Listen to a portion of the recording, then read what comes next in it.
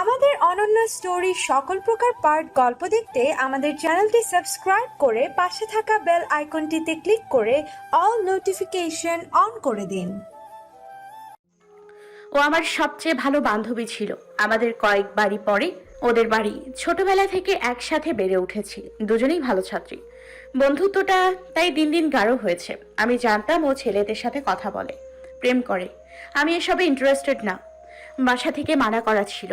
বাবার এক কথা কখনো যেন এমন কিছু কানে না আসে, তাছাড়া বাবা টের পেলে ভয়াবহ ব্যাপার হবে। আর সত্যি বলতে ব্যাপারটা আসলে আমার পছন্দ না, কিন্তু ওকে মানা করলে শুনবে না, তাই আর কিছু বলা হয় না। দুজনের সব দিকে মিল, কেবল এই দিকটি ছাড়া। এসএসসির পরেও ও একদিন আমাকে অনেক রিকোয়েস্ট করলো আদ্রিতা সেজে একজনের সাথে দেখা করার জন্য। ছেলেটা নাকি ওর পেছনে পড়ে আছে, দেখা না করলে বাসায় চলে আসবে। আমি বললাম তুই যা, দেখা কর। ও বলে ওর যেতে ভয় লাগে, আমি যেন যাই। আমি মানা করে দিলাম, কিন্তু ও পেছনে পড়ে রইল। হাতে পায়ে ধরার মতো অবস্থা। বান্ধবীর এত অনুরোধ কি করে ফেলা যায়? আমি রাজি হলাম। তখনও ঘুণাক্ষরেও টের পাইনি দেখা করতে গেলে আমার জীবনটাই বদলে যাবে। যদি জানতাম তাহলে কখনোই যেতাম না। এই পর্যন্ত বলে থামে শোভা।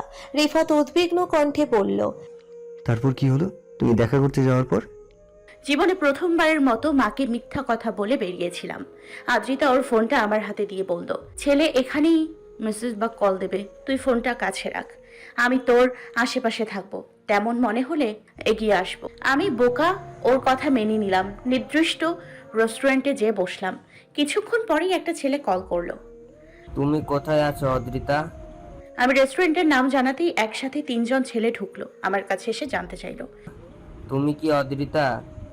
আমি মাথা নাড়াতেই আমার সামনে বসলো ওরা 3 জন। কাকে যেন ফোন করে বলল, মেয়েকে পেয়েছি, আপনারা চলে আসেন। কিছুক্ষণ পর আরো 2 জন এসে ঢুকলো। আমার হাতে থাকা আদ্রিতার ফোন বারবার আওয়াজ করে যাচ্ছিল। একজন বলল, ফোনটা চেক করো। আমি বলি কেন? করো, তাহলে টের পাবে। ফোন চেক করলাম, দেখলাম অনেকগুলো ছেলের মেসেজ। সবার একটাই প্রশ্ন, আদ্রিতা তুমি এখন কোথায়? আমি এখানে অপেক্ষা করছি তোমার জন্য। আমি না বুঝে ওদের দেখি, আমি কিছু বুঝতে পারছি না কে আপনারা। আমার প্রশ্নে ওরা সবাই একসাথে হেসে উঠল। একজন বলল, বাহ, দারুণ ব্যাপার তো। আমাদের সবার সাথে প্রেম প্রেম খেলা খেলে গিফট টিফট নিয়ে এখন কিছুই বুঝতে পারছো না? বিশ্বাস হবে কথা? কি যাতা বলছেন এসব? ঠিক কি বলেছি? এই সেই দিন ও তোমাকে 2000 টাকা দিয়েছি আমি। আমাকে দিয়েছেন?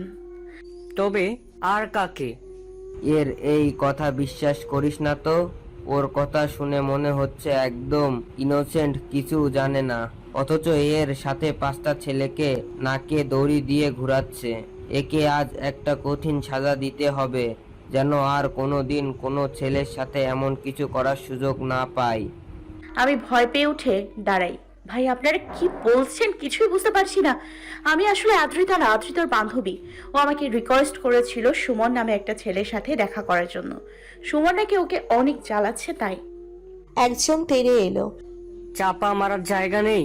তুমি বললেই আমরা বিশ্বাস করব? তুমি যে আমাকে ছবি পাঠিয়েছো সেটা তো এই ফেসেরই। এই যে দেখো ছবি। এখন নিজেকে বাঁচাতে মিছে কথা বলছো? এই সুমন, ভিডিও করতো, ওকে আজ ফেসবুকে ভাইরাল করব। ওর প্রেম করার শখ জন্মের মতো মিটে দেব। আমি তখন রীতিমতো ঘেমে গোসল করেছি। মাঝে মাঝে পড়তে গেলে আদ্রিতা আমার ছবি তুলতো। সেই ছবি দেখতে পেলাম ছেলেটার মোবাইলে। কি ঘটেছে, কি ঘটছে, আমার ছোট্ট মাথায় কিছুই ঢুকছিল না। আমি চিৎকার করি, ভাই আমি সত্যি বলছি, আমি কিছু জানি না। আদ্রিতা ব্ল্যাকমেল করে আমাকে এখানে পাঠিয়েছে। এই ফোনটাও আমার না, আদ্রিতার। ও জোর করে দিয়েছে আমাকে। ফের মিথ্যা? আর একটা মিথ্যা বললে এখানে মেরে রেখে যাব। চুপচাপ বয় এখানে, তোকে ভিডিও করতে দে। আমাদের অনেক টাকা খেয়েছিস, অনেক ক্ষতি করেছিস। আর না, অনেক প্রেম করার শখ না তোর? আজকের পর আর প্রেম করার অভাব হবে না। কত প্রেম করবি করিস। এই মমিন, ভিডিও করছিস? করছি। আমি কেঁদে ফেললাম। ভাই আপনাদের পায়ে ধরি, সত্যি আমি নির্দোষ, আমি কিছু জানি না, ভিডিও করে না ভাই, বাবা এসব দেখলে জানে মেরে ফেলবে। এই কথা আগে মনে হয় নাই, এখন তো তুই ভাইরাল হবি, কোন কথা শুনবো না। ভাই আমি সত্যি বলতেছি, আমি আদ্রিতা না, বিশ্বাস করেন। আমি কাঁদতে কাঁদতে বলি, ওরা হাসে, কথা বলতে বলতে ভিডিও করে। আমি সাহায্যের আশায় আশেপাশে তাকাই। আদ্রিতা বলেছিল ও আমার কাছাকাছি থাকবে, বিপদ দেখলে হেল্প করবে, কিন্তু ওকে কোথাও দেখলাম না। আমি অনেক অনুনয় করার পরেও ওরা আমার কথা মানেনি। অনেক খারাপ খারাপ কথা বলছিল আমাকে আর ভিডিও করছিল। আমার মনে হচ্ছিল আমি দুঃস্বপ্ন দেখছি, ঘুম ভেঙে গেলেই দেখবো সব ঠিক, কিন্তু সেরকম কিছুই হলো না। এত কান্না করছিলাম তবুও ওদের মন একটুও গলেনি, জানেন। শোভা হু হু করে কাঁদছে। ওর কান্না দেখে রিফাতের চোখের কোণে জল জমে। অসহায় শোভাকে দেখে ওর হৃদয় চূর্ণ হয়ে যাচ্ছে। গত কয়েকটা বছর না জানি কত কি সয়েছে মেয়েটা। পাশে বসে শোভার হাতে হাত রেখে ওকে আশ্বস্ত করতে চায়। অনেকটা সময় পার হওয়ার পর কিছুটা ধাতস্থ হলো শোভা। রিফাতের পানে চেয়ে বলল, ওকে জিজ্ঞেস করুন তো, ও কেন এমন করেছিল আমার সাথে? কি দোষ ছিল আমার যে আমার এত বড় ক্ষতি করলো? ওকে বিশ্বাস করেছিলাম, এটাই কি আমার দোষ? রিফাতের পানে চেয়ে বলল। রিফাত পাশে ফিরে আদ্রিতাকে দেখতে গিয়ে চমকে উঠল। আদ্রিতা নেই ওদের পাশে। অন্ধকারে কখন উঠে পালিয়েছে মেয়েটা ওরা টের পায়নি। শোভা জানতো আদ্রিতা পালাবে ঠিক সেদিনের মতো। ও একজন ঠগী, প্রতারক, মুখোশধারী। প্রয়োজনে নিজের রূপ দেখাবে, কিন্তু রিফাতের ঠিক হজম হলো না। এই আদ্রিতা কেউ চেনে না। অবশ্য আগে যে চিনতেও এমন না। তাদের ছোটবেলার স্মৃতিতে দাদার বাড়ি নেই, বাবার সাথে তার বাড়ির কোনো যোগাযোগ ছিল না। কেন ছিল না এই প্রশ্নের উত্তর বাবা দিয়েছিলেন একদিন। পড়ালেখা শেষ করে ব্যবসার জন্য দাদার কাছে টাকা চেয়েছিল বাবা, কিন্তু দাদা টাকা দেয়নি, উল্টে বাড়ি থেকে বেরিয়ে যেতে বলেছিল। বাবা তাই রেগে সেই যে বাড়ি ছেড়েছিল আর ফিরে যায়নি। অনেক কষ্ট করে এই ঢাকা শহরে প্রতিষ্ঠিত হয়েছিল তার বাবা গোলাম রসুল। বাবা বলে মায়ের কারণে তার এই অর্জন। মা সাহস দিয়েছে, বাবার পাশে থেকেছে বলেই বাবা এতদূর আসতে পেরেছে।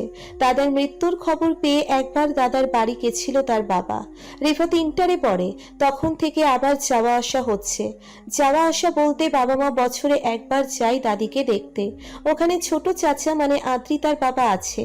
আছে রিফাতের দুই ফুপু। রিফাতের মনে পড়লো বছর 3 আগে একদিন হঠাৎ করেই আদ্রিতা এলো। বাবার কাছে জানলো তাদের চাচাতো বোন হয় আদ্রিতা। ও ভালো ছাত্রী, তাই এখন থেকে এখানেই থাকবে, পড়ালেখা করবে। আদ্রিতা খুব দ্রুত নিজেকে ঢাকার রঙে রাঙিয়ে নিল। নিজের আচরণ, পোশাক সবকিছুতে দ্রুত পরিবর্তন হলো ওর। কিন্তু গ্রাম্য মেয়েটাকে শুরু থেকেই কেন যেন পছন্দ হলো না রিফাতের। মনে হতো ও যা না তা হওয়ার চেষ্টা করছে, তাই সর্বদা এড়িয়ে চলতো। আজ যেন শোভা তার হৃদয়ের গহীনে সেই ভালো না লাগার কারণ প্রকাশ করে দিল। আদ্রিতা পালিয়ে গিয়ে কাজটা ভালো করলো না। রিফাতের কথা শোভার মুখে বাঁকা হাসি। আমি জানতাম ও পালাবে, এটাই ওর স্বভাব। জানেন, গত 3টে বছর মনে মনে কত খুঁজেছি ওকে। আমাকে নরক যন্ত্রণার মধ্যে ফেলে দিয়ে ও কি করে চলে এলো, এই প্রশ্নের জবাব চাইতে ওকে খুঁজেছি প্রতিনিয়ত। আজ এত অদ্ভুতভাবে ওর দেখা পাবো ভাবিনি। তারপর কি হলো বলো তো? চাচা চাচিকে বলনি কিছু? তোমার বাবা মা বিশ্বাস করলো? শোভা দীর্ঘশ্বাস ফেলে বলল, বিশ্বাস শব্দটা খুব ভঙ্গুর, এটা জানেন। সামান্য আঁচড়ে বিশ্বাসের দেয়ালে ফাটল ধরে, এমন রসালো ঘটনা খুব দ্রুত ছড়ায়। আমাকে নিয়ে করা ভিডিওটা ও ছড়িয়েছে, পড়লো চারপাশে। 2 দিনের মধ্যে সবাই জেনে গেল আমি প্রেমবাজ মেয়ে। ছেলেদের সাথে প্রেম করে গিফট নেই, টাকা নেই। মফস্বলে এসব ঘটনা কি ধরনের প্রভাব ফেলে সেটা আপনি না দেখলে কখনোই বুঝবেন না। লোকজন আমাদের বাড়িতে ভিড় করতে লাগলো, আমার মা বাবাকে কথা শোনাতে লাগলো, অথচ এলাকায় সবাই আমাকে চেনে। আমি কেমন মেয়ে জানে। স্কুল আর প্রাইভেটের বাইরে কখনোই বাসার বাইরে না যাওয়া আমি হয়ে গেলাম খারাপ মেয়ে। একটা ভিডিও এই এত বছরের চেনা জানাকে মিথ্যে প্রমাণ করে দিল। সব শুনে আমার বাবা অসুস্থ হয়ে গেলেন। আমি যতই পুরো ঘটনা বলি না কেন, তারা বিশ্বাস করার আগেই লোকে এত কথা বলতে লাগলো যে মিথ্যেটাই সত্যি মনে হতে লাগলো। আমি মোবাইল ব্যবহার করি না, বাবা কখনো কিনে দেয়নি। মোবাইলটা যে আমার না সেটাও সবার কাছে অবিশ্বাস্য লাগতে লাগলো। আমার বাবার হাতে পায়ে ধরি, পুরো ঘটনা খুলে বলি। ঘটনা শুনে বাবা একটু নরম হলেন, বললেন আদ্রিতার সাথে কথা বলতে। আমাকে সুযোগ দিলেন নিজেকে নির্দোষ প্রমাণ করার। বাবা আমাকে নিয়ে আদ্রিতারের বাসায় গেলেন। প্রমাণস্বরূপ আদ্রিতার ফোন আমার কাছে ছিল, ওটা নিয়ে নিলাম। কিন্তু ওখানে যেয়ে শুনলাম আদ্রিতা নেই।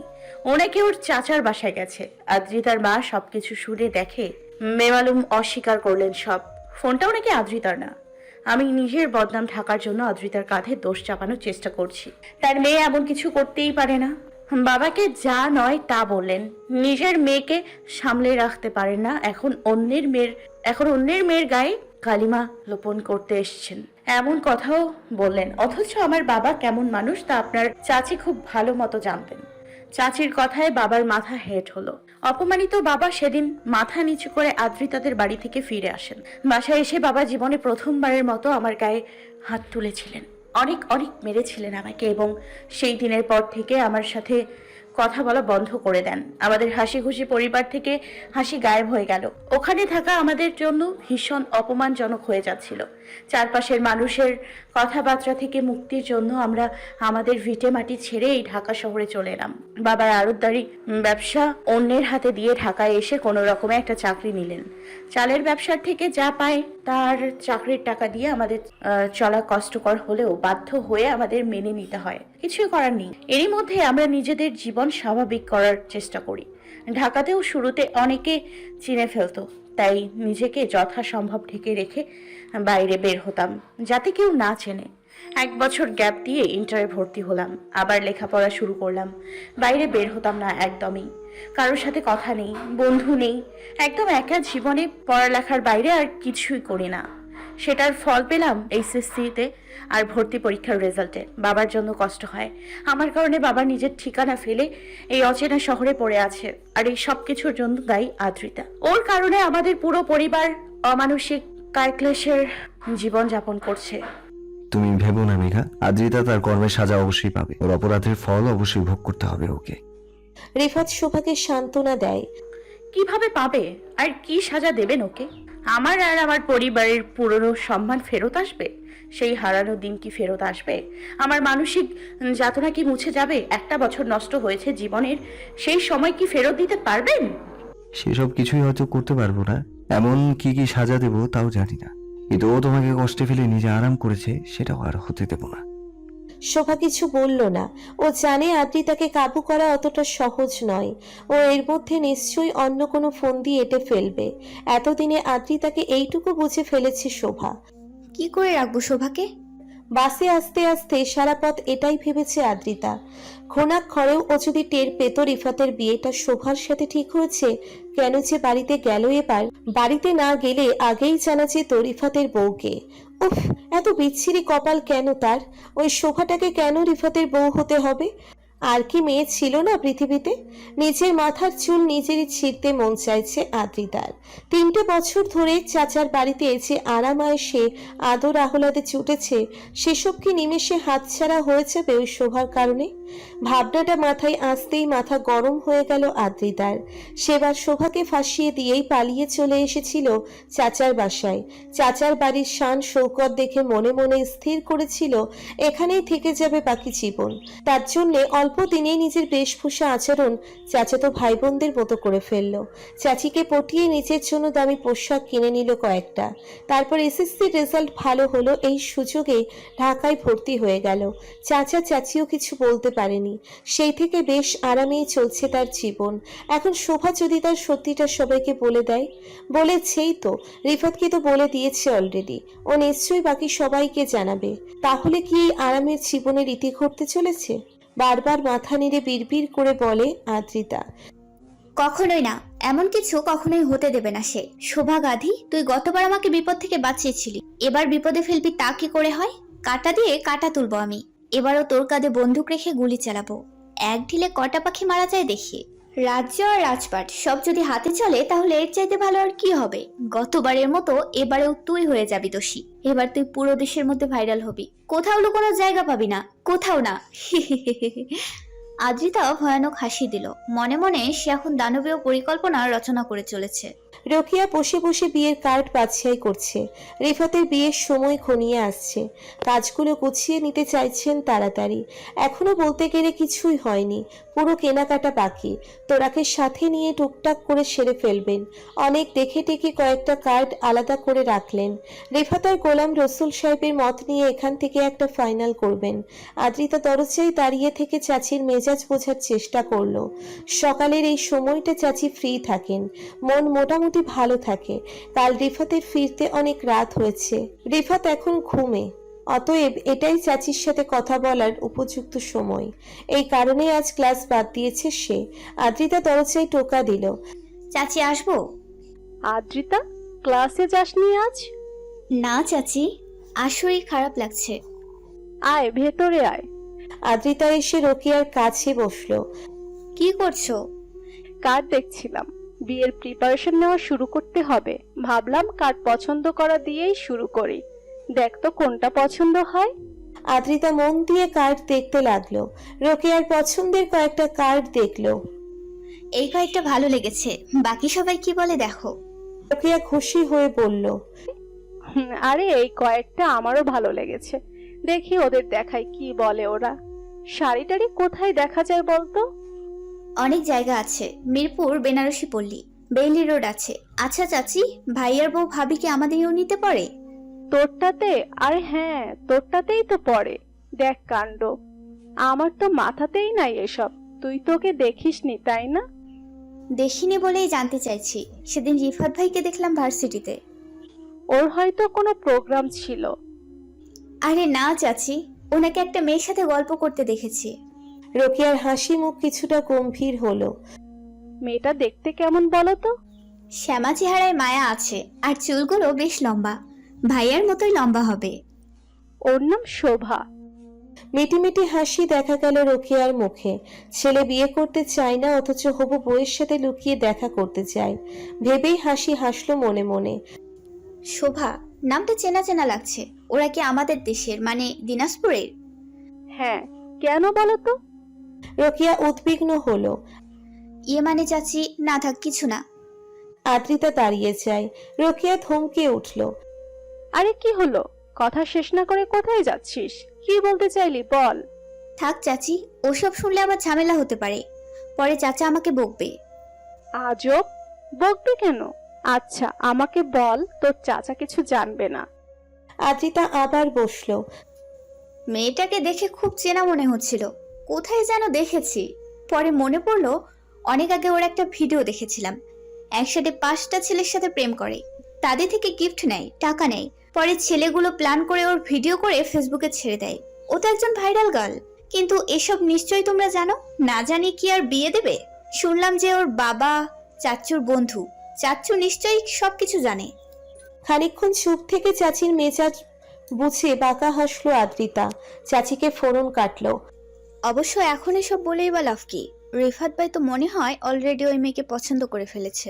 ভাইয়াকে কয়েকদিন দেখেছি ইউনিতে, আমি ভেবেছিলাম কাজে যায়, এখন বুঝলাম অন্য কারণ। রোকেয়ার চেহারা মেঘে ঢাকা আকাশ যেন, মেজাজের পারদ উপরের দিকে উঠছে। এত বড় কথা তার থেকে লুকানো হলো? আর এত গুণী ছেলের জন্য এই মেয়ে? কিছুতেই মেনে নেওয়া যায় না। তবে আদ্রিতাকে কিছু বুঝতে দিতে চাইলেন না। তুই যে দেখ তো বুয়া কি করছে। আমাকে এক কাপ চা বানিয়ে দিতে বল। হঠাৎ মাথাটা ধরে গেল, একটু চা খেয়ে দেখি কমে কিনা। আচ্ছা চাচি, আরেকটা কথা, আমি যে এসব বলেছি তা যেন কাউকে বলো না, নয়তো ভাই আমাকে ভুল বুঝতে পারে, ভাববে আমি তার বিয়ে ভাঙতে। বলবো না, তুই যা। রোকেয়ার মেজাজ চূড়ান্ত খারাপ হলো। আদ্রিতা দুঃখী দুঃখী মুখ করে পেরিয়ে এলো সেদিন। যে ঢোল ছেড়েছিল তা একদম জায়গা মতো চেয়ে লেগেছে। বাইরে এসে তৃপ্তির হাসি হাসলো আদ্রিতা। শোভা ডার্লিং, এবার কি হবে তোমার? সকালে বেশ বেলা করে ঘুম ভাঙল রিফাতের। শোভাকে সান্ত্বনা দিয়ে ফিরতে ফিরতে রাত 11টার বেশি বেজে গেল। তারপর মিনহাজের কল এলো। বন্ধুরা সবাই কনফারেন্স কলে আড্ডা দিয়ে শেষ হতে হতে রাত 2টো। সকালে উঠতে চাইলেও সম্ভব হলো না। ঘুম ভেঙে ফ্রেশ হয়ে বাবার খোঁজে এলো। আজ শনিবার, বাবার বাসায় থাকার কথা। মা, বাবা কোথায়? দেখছি না যে। রোকেয়া দুপুরে রান্নার আয়োজন করছিল। রিফাতকে দেখে থামলেন। তোর বাবার জরুরি মিটিং আছে অফিসে। দুপুরে চলে আসবে বলেছে। ও, ছেলের মন খারাপ টের পেল রোকেয়া। কি হয়েছে? বাবাকে কি দরকার? দরকার আছে মা, বাবা আসুক, রাতে কথা বলবো। আদ্রিতা ভার্সিটিতে গেছে? না, বাসায় আছে। কেন বলো তো? আদ্রিতা বাসায় শুনে অবাক হলো রিফাত। এই মেয়ের সাহস দেখে অবাক হচ্ছে সে। কালকে পালিয়ে এসে আজ বাসায় বসে আছে। এমনিতেই ওকে একটু নজরে রেখো মা, কোথায় কখন কি করছে খেয়াল রেখো। কেন, ও কি করেছে? করেছে তো অনেক কিছু। ছেলের আচরণে রোকেয়া বিরক্ত হলো। রিফাত শুরু থেকেই আদ্রিতাকে পছন্দ করে জানেন, তবে কখনো মুখে কিছু বলেনি। এখন আবার কি হলো? আদ্রিতার শোভাকে চিনে ফেলেছে, এটাই কি কারণ? তুমি নাকি আদ্রিতার ইউনিতে যাচ্ছ ঘন ঘন? বিয়ের আগে এত মেলামেশা কি ভালো? রিফাত বিব্রত হলো। মা কখনো সরাসরি কোনো কথা বলে না, আজ হঠাৎ এমন বলার কোনো কারণ খুঁজে পেল না। আদ্রিতা কি কিছু বলেছে? এত সাহস কি করবে ও? হঠাৎ এসব বলছো কেন মা? এমনিও বলেছি, তোর বাবা হঠাৎ করে এই মেয়ের সাথে বিয়ে দিতে চাইলো। মেয়ের বৃত্তান্ত কিছু জানি না, শেষ পর্যন্ত যদি বিয়েটা না হয়, তাই বলছি এত মেলামেশার দরকার কি? রিফাত হতবাক হয়ে মাকে দেখলো। বিয়ে হবে না কেন? এরকম ভাবনা তার মা ভাবছে কি করে? মা কি বলছো এসব? ঠিক হওয়া বিয়ে ভাঙবে কেন? ভাঙতে পারে না। আমি ঠিক করেছি মেয়ের সম্পর্কে গ্রামের বাড়িতে খোঁজ খবর নেব। রিফাত কি জবাব দেবে বুঝে পেল না। হঠাৎ মায়ের মাথায় এমন পাগলামি চাপার মানে খুঁজে পেল না সে। হতভম্ব হয়ে বলল, বাবা কে বলেছে এসব? বাবার বন্ধু যেহেতু, তার সাথে কথা বলো। বলবো, আজ বাসায় আসুক, তোর বাবার সাথে কথা বলবো। আমার বড় ছেলের বিয়ে দেবো যেন তেন কারোর সাথে, তা কি হয়? কি আজব মা, শোভা যেন তেন কেউ হবে কেন? আমরা ওর পরিবারকে ভালো মতো চেনো, তাই না? তবু এসব বলছো কি করে? রোকেয়া সরু চোখে ছেলেকে দেখলো। তোরই বা হঠাৎ শোবার প্রতি দরদ উতলে উঠছে কেন? বিয়েই তো করতে চাইছিলি না, ওই মেয়ের সাথে কদিন দেখা করেই পাল্টে গেলি। আদ্রিতা তো ঠিকই বলেছে দেখছি। আদ্রিতা তোমাকে এসব বলেছে? আর কি বলেছে ও? রিফাতের প্রচন্ড মেজাজ খারাপ হলেও মায়ের সাথে রাগ দেখালো না। ও বুঝে গেছে নিজেকে বাঁচাতে আদ্রিতা এরই মধ্যে পর মাকে নিজের দলে টানার জন্য কান ভারী করেছে। যাই বলুক, সেসব শুনে তোর কাজ নেই। শোন, তুই আর শোভার সাথে দেখা করতে যাস না। ওর সাথে বিয়ের ব্যাপারে নতুন করে ভাবতে হবে আমাদের। রিফাত চেঁচিয়ে উঠল, পাগল হয়ে গেছো মা? ওই আদ্রিতার কথা বিশ্বাস করে কি সব বলছো? তুমি জানো আদ্রিতা কি কাণ্ড করেছে? জানলে ওকে বাড়িতে রাখবে না। রোকেয়া রেগে গেল। আদ্রিতাকে নিয়ে কোনো কথা শুনতে চাই না আমি। ও তোমার বোন হয়, একটা অজানা মেয়ের জন্য ওকে দোষারোপ করতে বিবেকে বাঁধছে না তোমার? রিফাত অবাক নয়নে মাকে দেখলো। বুঝলো আদ্রিতা মাকে পুরোপুরি নিজের চালে বশ করে ঠিক যেমন ভাবে শোভাকে ফাঁসিয়েছে। রিফাত হতাশ হয়ে বলল, তুমি ভুল করছো মা, হিতাহিত জ্ঞান হারিয়েছো। তোমাকে আর কিছুই বলবো না, বাবা আসুক, বাবার সাথে কথা বলবো। রোকেয়া রেগে গেল। আমিও তোমার বাবার সাথে কথা বলবো। যে মেয়ে বাড়িতে আসার আগেই এত ঝামেলা হচ্ছে, সেই মেয়ে বাড়িতে বউ হয়ে আসবে না কিছুতেই। রিফাত ফিরে যেতে গিয়ে থমকে গেল। ওর মুখ থেকে ভাষা হারিয়ে গেল। মা এরকম কথা বলে কি করে? শোভাকে ছাড়া জীবন ভাবতেও পারে না। গোলাম রসুল বাসায় আসা কিছুক্ষণের মধ্যে বুঝলেন কিছু একটা হয়েছে বাসায়। সে খেতে বসেছে শোনার পরও রোকেয়ার দেখা পাওয়া যায়নি। এরকম ঘটনা সচরাচর হয় না। একমাত্র তীব্র অসুস্থতা ছাড়া রোকেয়া এমন করে না কখনো। তিনি কাছের মেয়েকে পাঠালেন রোকেয়াকে ডেকে আনতে। রোকেয়া গোমরা মুখ করে এসে দাঁড়ালেন। ডেকেছো আমাকে? হ্যাঁ, খেতে বসেছি অথচ তুমি নেই। রুমেও পেলাম না তোমাকে, কি হয়েছে? হয়েছে তো অনেক কিছু, তুমি খেয়ে নাও, তারপর বলছি। গোলাম রসুল অবাক হলেন স্ত্রীর কথা মেনে নিয়ে খেতে শুরু করলেন। খেতে খেতে জানতে চাইলেন, রিফাতের বিয়ে কেনাকাটা কিছু শুরু করেছো? সময় তো এগিয়ে আসছে। আজমল ফোন করেছিল, জানতে চাইলো রিফাতের জন্য ওরা কি কিনবে নাকি টাকা দিয়ে দেবে। আমি বলেছি তোমার সাথে কথা বলে জানাবো। রোকেয়া জবাব দিল না। গম্ভীর হয়ে গেলেন গোলাম রসুল। বুঝলেন সমস্যাটা ছেলের বিয়ে নিয়েই। রোকেয়া কি তাহলে বিয়েতে রাজি না? কিন্তু শোভাকে তো ওর ভালো লেগেছিল। ভাবতে ভাবতে খাবার শেষ করে গোলাম রসুল। ঠিক সেই সময় রিফাত ঢুকলো। বাবা, জরুরি কথা আছে তোমার সাথে। কিন্তু তুমি তো খাচ্ছ। আচ্ছা, পরে আসছি তাহলে। আমার খাওয়া শেষ, তুমি রুমে যাও, আমি আর তোমার মা আসছি। রিফাত ছট করে মাকে দেখলো, বুঝতে চাইলো মা এরই মধ্যে বাবাকে সব বলে দিয়েছে কিনা। রোকেয়া ছেলের দিকে তাকালো না। গোলাম রসুল মা ছেলের পুরো বিষয়টা অবাক হয়ে অবলোকন করলেন। কি বলতে চাইছিলে জানো? গোলাম রসুল রিফাতের কাছে জানতে চাইলেন। তুমি আগে আমার কথা শোনো। রিফাতের হবু বউ নিয়ে আমার একটা কথা আছে। মায়ের কথা শুনে রিফাতের মুখ শুকিয়ে গেল। গোলাম রসুল রোকেয়াকে থামালেন। তোমার কথা শুনবো, তার আগে রিফাত কি বলে শুনি। বল, কি বলবি? আদ্রিতাকে নিয়ে কথা বলবো বাবা, ওর সাথে শোভার কথাও আসবে, দয়া করে মন দিয়ে শুনবে। তার আগে বলো তো, শোভার বাবা কি তোমাকে কিছু বলেছে? কোন বিষয়ে? গোলাম রসুল সতর্ক হলেন। এসএসসির পর শোভার একটা ভিডিও ভাইরাল হয়েছিল, সেই বিষয়ে। গোলাম রসুল চুপ করে রইলেন। রোকেয়া বিস্মিত হয়ে স্বামীকে দেখলেন। তুমি জানতে, তাহলে আমাকে বলনি কেন? প্রয়োজন মনে করিনি, বলার হলে নিশ্চয়ই বলতাম। রোকেয়া মেজাজ খারাপ করে বসে রইল। রিফাত বলল, তোমার মনে আছে বাবা, আদ্রিতা আমাদের বাসায় এসেছিল কবে? এসএসসি এক্সামের পরে। আমরা ভেবেছিলাম ও মনে হয় কিছু দিনের জন্য বেড়াতে এসেছে, কিন্তু কিভাবে যেন ও থেমে গেল আমাদের এখানে। তুমি কি জানো শোভা আর আদ্রিতা ব্যাচমেট? ইনফ্যাক্ট ওরা দুজন বন্ধু। কি বলছো এসব? আদ্রিতা এখন সেকেন্ড ইয়ার আর শোভা কেবল ভর্তি হলো। রোকেয়া রসুল উত্তেজিত হয়ে গেল। কারণটা আদ্রিতা বাবা, ওর কারণে শোভার একটা বছর নষ্ট হয়েছে। শুধু তাই না, ওর কারণে শোভার জীবনটাই এলোমেলো হয়ে গেছিল। ফেসবুকে শোভা যে ভিডিও ভাইরাল হয়েছে, সেখানে শোভার জায়গায় আসলে আদ্রিতার থাকার কথা। ও মিথ্যে কথা বলে শোভাকে ওখানে পাঠায়, তারপর ছেলেগুলো ওকে আদ্রিতা ভেবে ওই ভিডিওটা করে। আসলে আদ্রিতা ছেলেদের সাথে অমন করত, ও নিজেকে বাঁচাতে শোভাকে ফাঁসিয়েছে। ওই ভিডিওর ফলাফল কি তা তো দেখতেই পাচ্ছ। শোভারা যে ঢাকায় এসে এভাবে আছে, এটার জন্য আদ্রিতা দায়ী। এসব কি বলছিস রিফাত? আদ্রিতা কেন দায়ী হবে? ও আমাদের এখানে 3 বছর হলো আছে, খারাপ কিছু তো নজরে আসেনি। তাহলে এমন অভিযোগ দেওয়ার মানে কি? হ্যাঁ, এটা ঠিক, আজমল আমাকে বলেছে ওর মেয়েটা ভালো, কেউ ওকে ফাঁসিয়েছে, কিন্তু সেই মানুষটা আদ্রিতা হয় কি করে? তোর কোথাও ভুল হচ্ছে। আমিও তাই বলছি। আর এসব কথা কে বলেছে ওকে জানতে চাও? নিশ্চয়ই শোভা বলেছে। ওই মেয়ে এখন নিজের দোষ ঢাকতে আমাদের আদ্রিতাকে খারাপ বানাচ্ছে। গোলাম রসুলের সাথে রোকেয়া সুর মেলালেন। রিফাত মরিয়া হয়ে গেল। বাবা প্লিজ বিলিভ মি, আমি মিথ্যা বলছি না। কাল শোভাকে দেখে আদ্রিতা চিনতে পেরেছে শোভাও। কিভাবে শোভাকে ফাঁসিয়ে দিয়ে নিজে পালিয়ে ঢাকায় চলে এসেছে, সেসব ঘটনা শোভা ওর সামনে বলেছে আমাকে, আর ও সেখান থেকে পালিয়ে চলে এসেছে। তুমি চাচার কাছে ফোন দিয়ে শোনো, অবশ্য মেয়েকে বাঁচাতে চাচা মিথ্যে বলতেও পারে। গোলাম রসুল খানিকক্ষণ চুপ থেকে বললেন, আমি মিজানের সাথে কথা বলে দেখি ও কি বলে। তবে আদ্রিতা এত খারাপ কাজ করবে এটা আমার বিশ্বাস হয় না। ঘটনা এমনভাবে ঘটিয়েছে কেউ বিশ্বাস করবে না। তবে বাবা, আদ্রিতাকে আমরা যেমন দেখি ও তেমন নয়।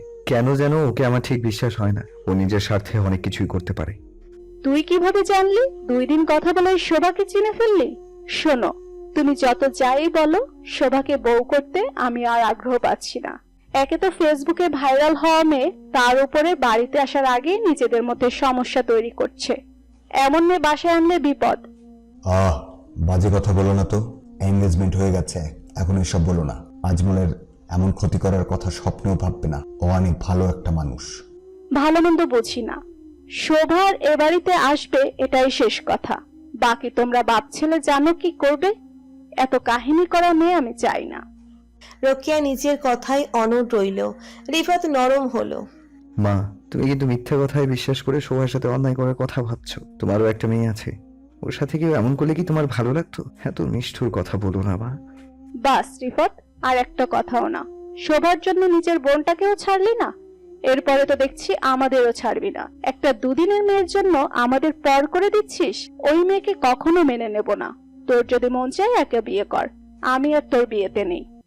মা প্লিজ এমন বলো না। রিফাত অনুনয় করে। রোকেয়া কানে তুলল না কথা, উঠে চলে গেল। রিফাত বাবার দিকে তাকালো। গোলাম রসুলকে আশ্বস্ত করলো, ভেবো না, আমি দেখছি কি করা যায়। আপাতত শোভার কথা বেশি বলো না, তোমার মাকে ঠান্ডা হতে দাও। রিফাত নিচের রুমে ফিরে এলো। কি থেকে কি হয়ে গেল তাই ভাবছে। আদ্রিতা আবারও সফল হয়ে গেল। মেজাজ অত্যন্ত খারাপ হলো। টেবিলে থাকা কাচের গ্লাসটা ভেঙে ফেললো আছাড় দিয়ে। রিফাত চায় না শোভা হেরে যাক বারবার দোষ না করেও দোষী হয়ে যাক। এরকম কিছু হলে এবার হয়তো সহ্য করতে পারবে না শোভা। মাথা নাড়ে রিফাত। এরকম কিছু হতে দেওয়া যাবে না এবার। কিন্তু কিভাবে প্রমাণ করবে আদ্রিতার দোষ? আদ্রিতা নিজ মুখে যদি সব কথা বলতো তাহলে না হয় হতো, কিন্তু এটা কিভাবে সম্ভব?